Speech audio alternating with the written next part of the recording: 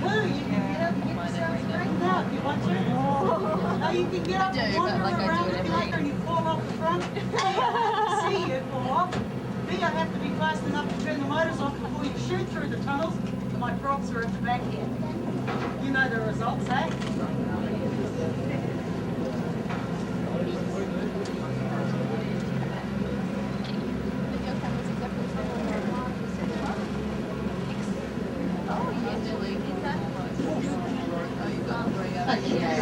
No.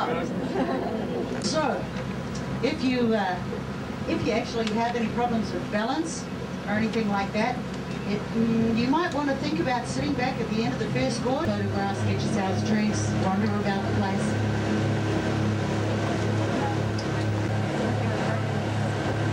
That was John McDowell Stewart, and he actually crossed the river about 40 kilometres upstream from here. We know he was the fellow who was doing the first traverse of the Australian continent from south to north and then back again. And that was quite simple, really. Explorers in those days didn't have a lot of money, so they needed people to sponsor their explorations. So he had the South Australian government do a bit of a sponsorship for him, but he was also a very lucky fellow because he had a very good friend by the name of James Chambers, who just happened to be a very wealthy businessman and pastoralist in South Australia. And he did the majority of the financing for the exploration. So in honour of that, McDowell Stewart family, places like Chambers Pillars, Flora River, and this river here are money.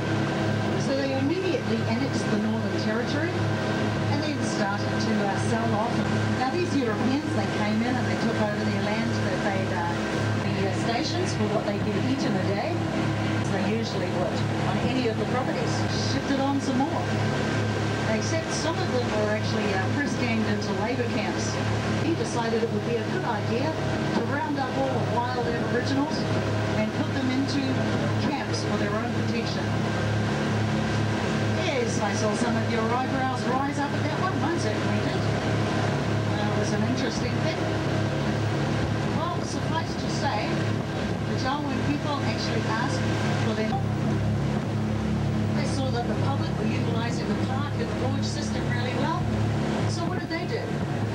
They leased it back to the northern to go walkabout hunting, fishing, camping, anywhere, anytime they liked throughout this whole system here.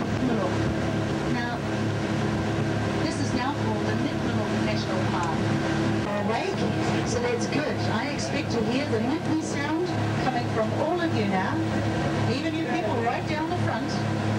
Okay, now don't be shy, gentlemen. I notice that gentlemen get shy very easily. Don't worry about it. Are you ready now? 1, 2, 3. Come on, gentlemen. One of these young fellas at the cicada country. It's called Buttaway. Now, Buttaway means she travels for 300 kilometres. Starts up in the southwestern arm of Anson Bay. Now, Anson Bay is about 120 kilometres southwest of Darwin because we don't have any habitation and we don't have any industry. We have a big drink and not suffer any ill effect of our money. We don't long time because that would be really boring. Suffice to say, it makes our denizens very happy. Yeah, I can see you all quivering with anticipation, waiting for the answer of what the depth to about 3 metres, females 2.5, 2.75. In fact, you might have noticed that we've been going past beaches, particularly on the right-hand side. Crocs, what about the crocs? Nesting areas? Absolutely, absolutely. Crocodile nesting areas. Canoeists don't decide to go stomping all over the beaches and splashing all over the eggs. Now, at the present point in time, these ladies are not laying eggs, okay? They're actually popping up on these beaches so that they can dig test nests. What they're testing for is the temperature of the sand and how much moisture is in the sand as well. It's very important. Now, I don't know if you know this, but If you keep a croc nest, it's the way to remember that is guys are hot and chicks are cool. Actually a croc slide on it. Can you see that? You've got by the croc slide. The width and the depth of the belly slide, which is that deeper part in the middle, and how far the feet are apart. A lot of the sand is blown across it, so you can't really see a great deal. But this is where she's coming down the beach. The deepest slide is always where they come down into the water. When they're walking up to the water, they lift themselves up on their legs so that you really only get a tail slide, okay? Now, the croc that did that little mark there was probably about 2.5, 2.7 metres in length, that's all.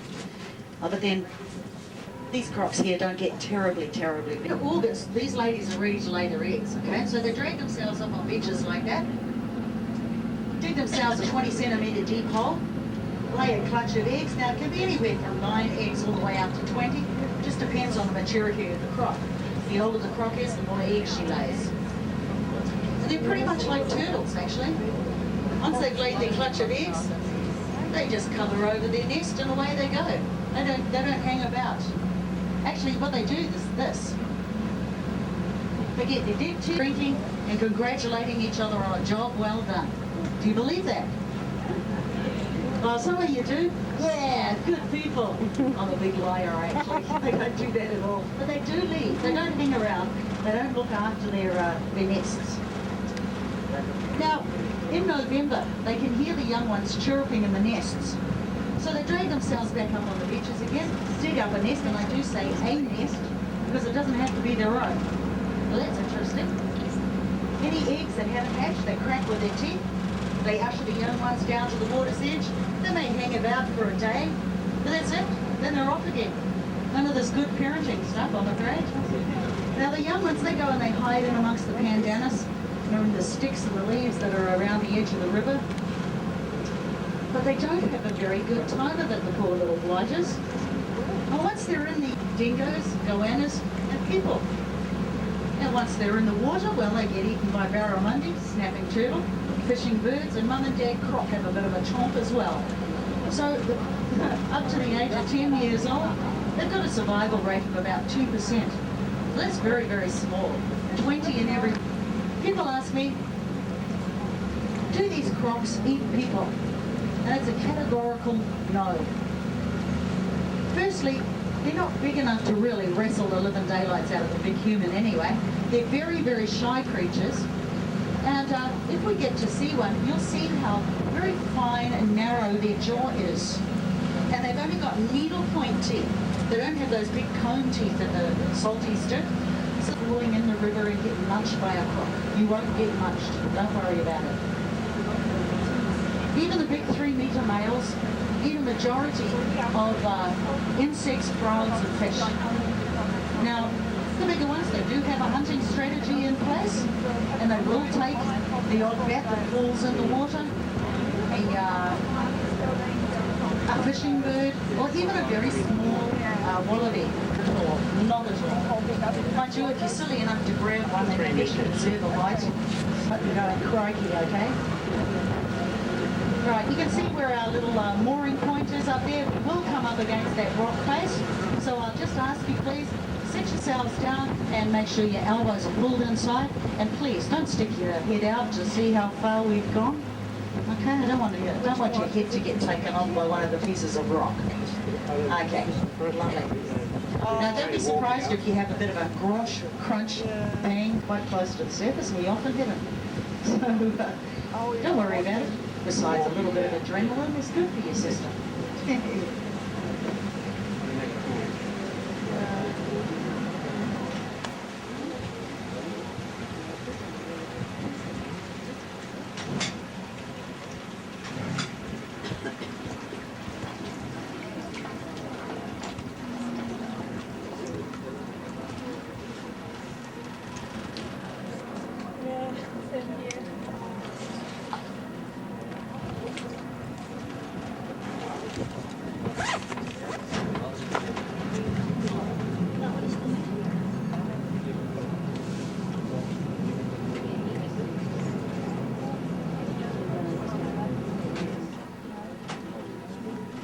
a little bit of a bump when we get up front.